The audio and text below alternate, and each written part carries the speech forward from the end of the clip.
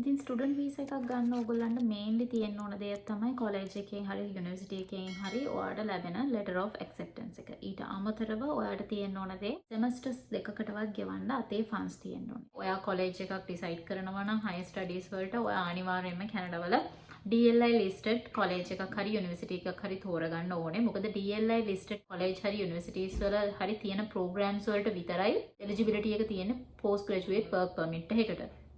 ඒ කියන්නේ අවුරුදු දෙක මෙහෙන් ස්ටඩි කරාට පස්සේ ඔයාලට 3 years post graduate work permit එකක් දෙනවා මේ කැනඩාව ඇතුලේ වැඩ කරන්න. අන්නේ ඒකෙන් ඔයාලට පුළුවන් experience එක හදාගෙන ඒ වගේම ඔයාගේ studies උයි මේ ඔක්කොම එකතු කරගෙන ඉවරලා PR එකකට points ටිකක් එකතු කරගන්න. ඒ හම්බ වෙන chance එක ඔයාලට ලොකු advantage එකක් වෙනවා. ඒ වගේම මාස 6ක් පරණ වෙච්ච show money එකක් තියෙන්න ඕනේ. එක්ක ඔයාගේ account එකේ ඔයා single එක්කෙනෙක් නම් ගොඩක් වෙලාවට ඔයාගේ parents ලාට පුළුවන් ඔයාට ස්පොන්සර් කරන්න. එතකොට ඒගොල්ලෝ ස්පොන්සර් කරනවා නම් ඒගොල්ලන්ගේ account එකේ හරි අවම මාස 6ක්වත් පරණ වෙච්ච ඩිපොසිට් එකක් විදියට ෆික්ස් ඩිපොසිට් එකක් විදියට දාලා තියෙන්න ඕනේ. සමහර අය මම දැකලා තියෙනවා පොලියට සල්ලි අරගෙන එහෙම කරනවා. හැබැයි මට ඒක ගැන හරියටම අයිඩියා එකක් නැහැ. ඒක එක්තරා බිස්නස් එකක් විදියට සමහර අය කරනවා. මම මෙතන මේන්ලි ફોකස් කරලා කතා කරන්නේ අපි ගැදර් කරගෙන තියාගන්න ඕන ඩොකියුමන්ට්ස් ගැන. ඊට අමතරව ඔයාගේ ෆන්ඩ්ස් මාස 6කට වඩා අඩු කාලයකදී ඔයා ඩිපොසිට් කරා නම් ඒ සල්ලි ඔයාගේ account එකට ආපු විදිහේ proof of funds ඔයාලට පෙන්වන්න සිද්ධ වෙනවා. ඊට පස්සේ ඔයගලන්ට අවශ්‍ය වෙන දේ තමයි ඔයාගේ IELTS එක. සමහර වෙලාවට කොලෙජ් එකත් එක්ක කතා කරනකොටම ඔයාට IELTS තිබිලා තිබ්බනම් ඒක තවත් ප්ලස් පොයින්ට් එකක් ඔයාගේ letter of acceptance එක easily ගන්න.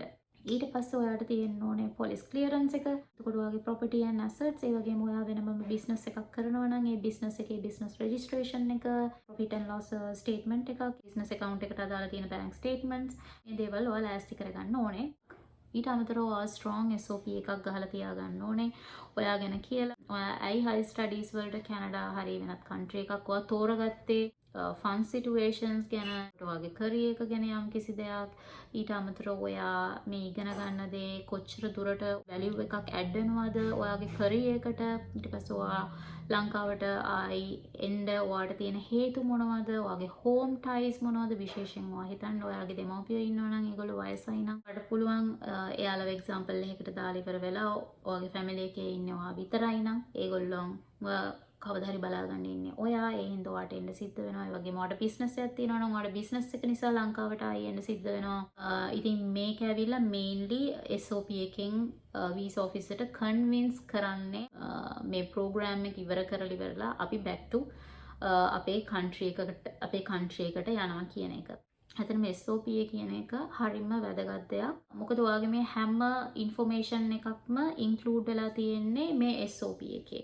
මේ SOP එක ලොකුම ඇඩ්වාන්ටේජ් එකක් වෙනවා වීසා ඔෆිස් එකට වීසා එකක් අප්‍රූව් කරන්න. ඔයා ඒ SOP එක ලියනකොට පුළුවන් තරමක් ඔයාගේ ටයිම් එක අරගෙන හරියට, ඒ කියන්නේ පර්ෆෙක්ට්ලි ඔයා මේ SOP එක ලියන්න ඕනේ. ඉතින් ඔයාගේ SOP එක ඔයා ලියනකොට ඔයාගේ grammar mistakes මේ වගේ දේවල් ඔයාට පුළුවන් AI use කරගෙන ඔයාගේ අඩුපාඩු බලා ගන්න. ටෙක්නොලොජි එක ඔයාට ගොඩක් ලොකු පහසුවක් වෙනවා මේ කාලේදී strong SOP එකක් උනත් ලියන්න.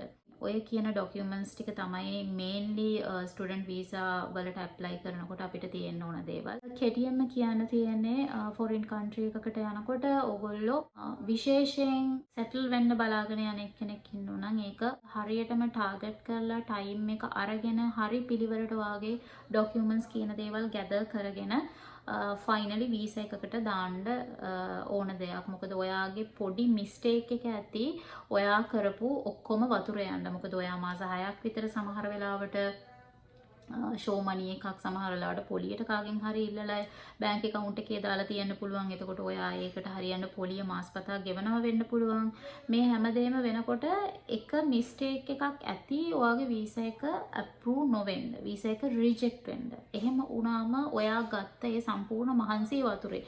ඒ හින්දා ඒ process එක හරිම ස්ට්‍රෙස්ෆුල් වුණත් හරියට ඔයාගේ පැත්තෙන් කරන්න ඕන ටික හරියටම කරලා ඔයා ඒජන්ට් කෙනෙක් හරහා දානවා නම් ඒජන්ට් එක්ක කතා කරලා ඔයාගේ අදාළ ඩොකියුමන්ට්ස් හරියට තියනවාද කියලා ඔයත් ආයි ඩබල් චෙක් කරලා ඔයාට කරන්න පුළුවන් නම් ගොඩක් වෙලාවට වීසා එක ලැබෙන්න තියෙන possibility එක 99% තියෙනවා. ඒ වගේම ඔයගොල්ලෝ IRCC වෙබ්සයිට් එකත් එක්ක හැම වෙලේම alert එකේ ඉන්න. මොකද ඒකේ අපේ show monies කියන දේවල් government එකකින් කරන rule changes මේ හැමදේම වෙනස් වෙනවා. ඉතින් නිතරම ඔයගොල්ලෝ study permit එකක් හරි work permit එකක් හරි ටාගට් කරගෙන ඉන්නවා නම් හැම වෙලේම IRCC වෙබ්සයිට් එකත් එක ටච් එකේ ඉන්න ගවර්න්මන්ට් රූල්ස් වල චේන්ජස් නිතර බලන්න. මොකද ඕගොල්ලෝ ලොකු කාලයක් ඕගොල්ලෝ ලොකු මුදලක් වැය කරලා තමයි මේ වගේ ෆොරෙන් කන්ට්‍රි එකකට එන්නේ. ඒකේ පර්පස් එක ඇවිල්ලා ඉගෙනගෙන ආයි හැරිලා යන්න නෙමෙයි.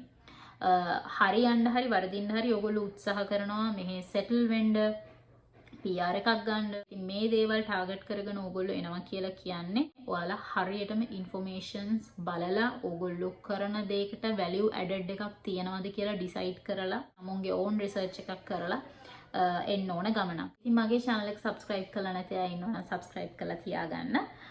එහෙනම් මම අදට ගිහිල්ලා එන්න ආයි වීඩියෝ එකකින් ඔයගොල්ලන්ව හම්බ වෙනකම් කට්ටියටම bye bye.